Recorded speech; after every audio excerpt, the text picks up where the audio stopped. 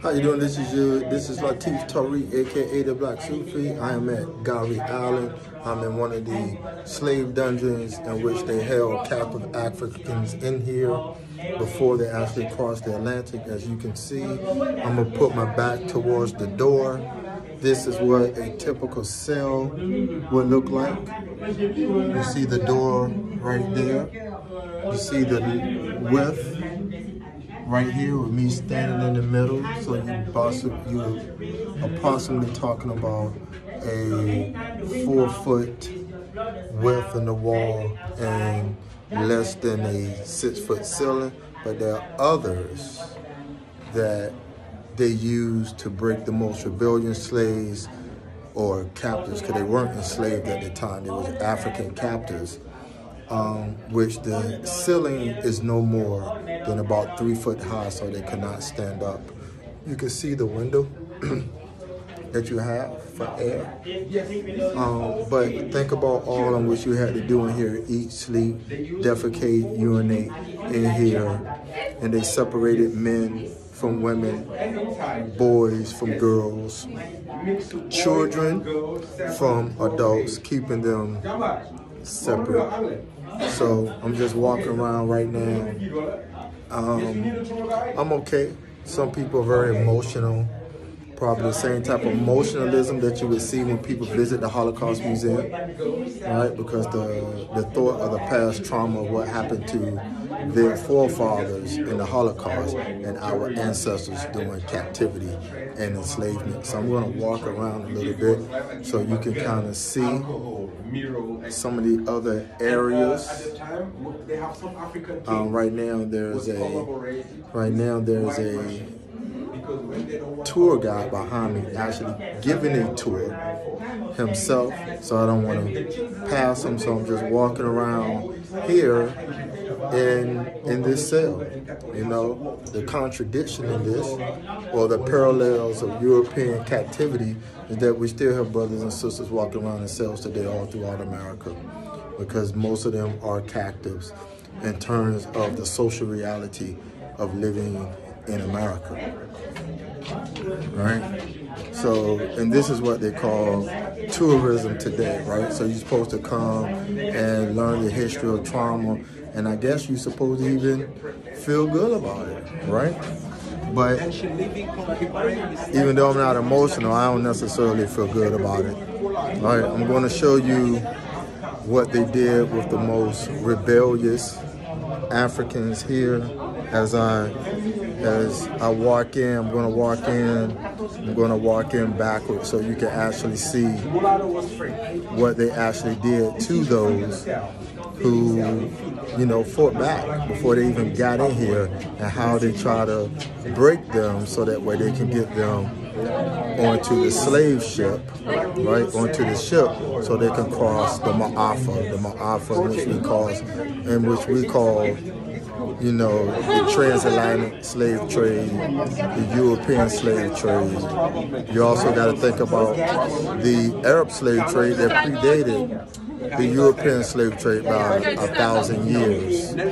You know, all of this is significant to the history of West Central Africa, Senegambia, as well as how African people, not all, but some, were forced to come to America during that colonial period. Right, so you have people, you know, Europeans in here as well, you know, looking at what their forefathers have done. Maybe some of them feel bad about it, or maybe some of them don't give a fuck about it. You know, it's what it was. It's history. It's in the past, right? But they're not going to go back home and fight for reparations or do any of those things in terms of looking at the reality that still exists today. Okay,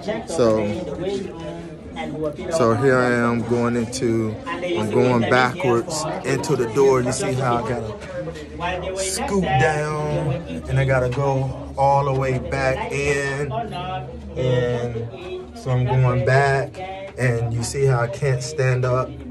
All right, so I'm gonna kind of turn my camera around so you can see what I'm looking at.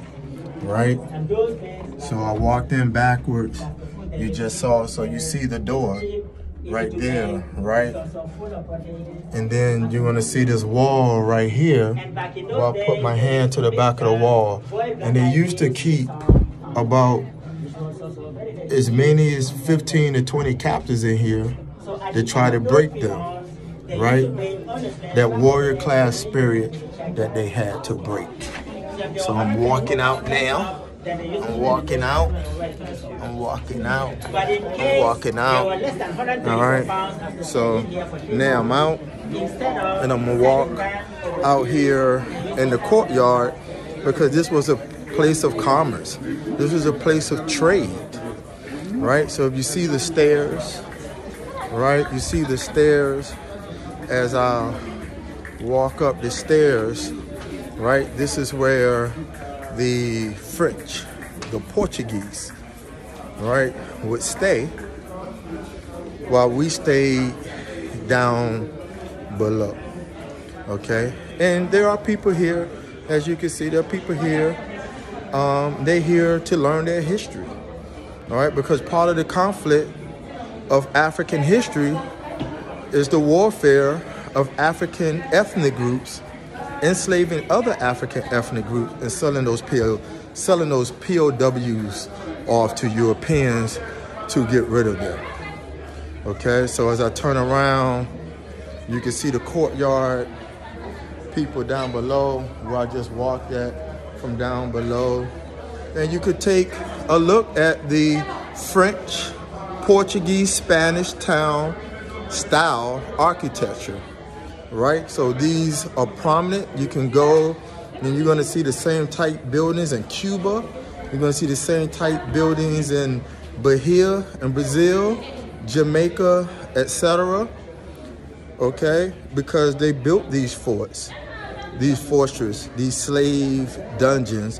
They built them all around the Atlantic, throughout the Caribbean, because enslavement of Africans, the trade of Africans coming into America was commerce. So when you think about commerce in America, you should always think about the enslavement of African people, because the entire system of capitalism in itself is built on that, right?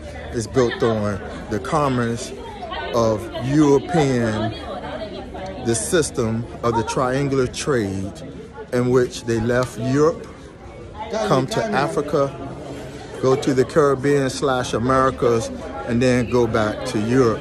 So I'm going to walk into another cell right here. As you see me walk in, this is another cell.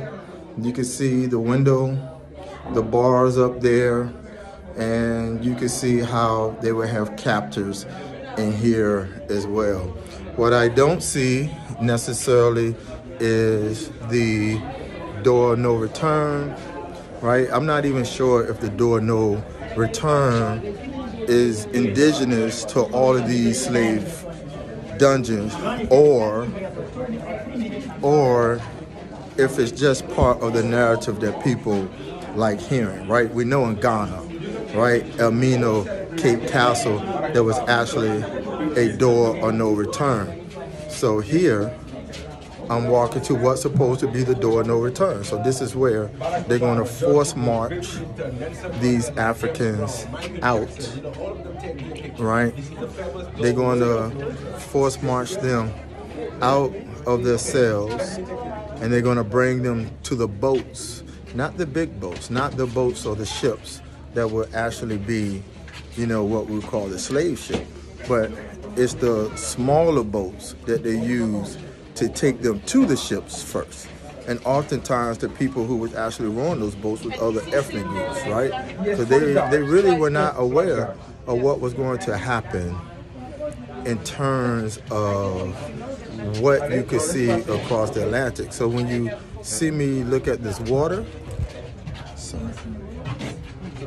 so when you see me look at this water, the water is really, I'm just looking back across the Atlantic, like New York, Virginia, somewhere, right? Because you get on these tidal drifts, you're going to float back towards the Americas. Okay. Most likely South America, Caribbean, and then if you can navigate, then you can navigate to America. So this is what we're looking at right here. But the history of it is that this is how people were taken captive. Yes, you got it. Yes, you have many inside. Okay, we go. Sorry. You're fine, sir. Let pass, please. You're at home. Okay. Let's go, please. Right, and here you go right here. And this is me standing in the door with the ocean behind me. And as you can see, there's the ocean. All right, little boats, you go out on the little boats, they take you out on little boats. And from the little boats, they're gonna put you on the big ship to come somewhere between the Caribbean, South America, and the population that also came to America. So I'm actually walking back through the fortress at this time, a different way, right? Because it's a fortress, it's a dungeon, right? And now the place that I'm walking in is just another holding cell. The holding cell that's closer to the door, okay?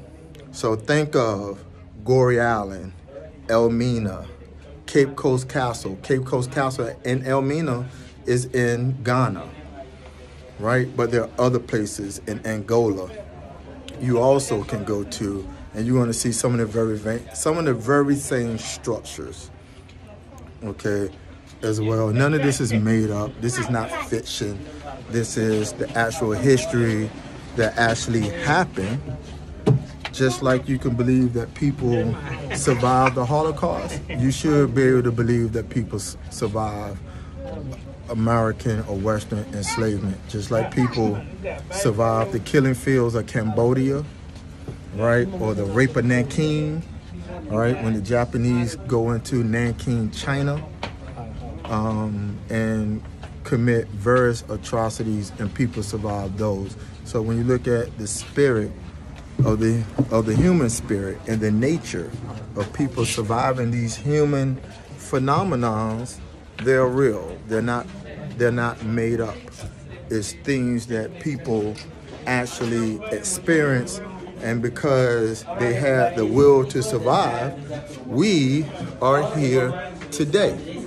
So it's all about how you process it, the level of knowledge that you actually have to discern between what is fact, what is mythology, because we have a lot of bullshit going around on YouTube today, and all of those things that's going around on YouTube today are just not true, all right? And many of those people have not even come to Africa to even understand what happened here in Africa before we even came to America, right? Before we became Jamaicans, before we became Dominicans, before we became Afro-Cubans, before we became Afro-Mexicans, before we became Afro-Americans, before we became colored, before we became Negro.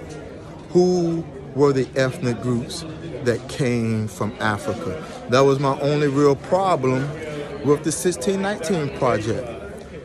I feel that in the 1619 Project, they didn't talk enough about who the Africans were, what those Africans did to provide the foundation of not only survival, but agency, in which give us the culture of America, North America, Black North America, that we live by today. That is very important in understanding your identity and the foundations of your identity, and how these transformations have taken place over time. Who were the people of the Gullas of South Carolina? Why do we have an Igbo village in Stanton, Virginia? Why do we have dishes of gumbo and rice and peanuts and all of these things that we was already producing and eating in Africa before we actually came here, okay? And the good thing about this is that I see a lot of young people here, and they're taking pictures, and they are experiencing the history from the position in which they know it. Now, when you start talking about historical sites and tourism, that is a total different conversation, right? So even in the United States, we have a lot of tourist sites, all right, that's based on the connection of the African diaspora, so people coming from Africa to America. But my question would be, what do people really learn when they come to these historical sites? What do they really internalize? What do they really think about that historical moment, right? So it's hard to tell, okay? Especially when after the event, there's usually not a lot of follow-up and debriefing and discussing and understanding exactly what it is they have witnessed. But it does give them some leeway and some understanding of the historical period of that time, okay? So that's about 15 minutes. I'm about to sign off. I'm at Gorée Island, all right, which is outside of Dakar, Senegal. And I'm going to sign off the same way that I came in. I'm Latif Tariq, the Black Sufi. Peace.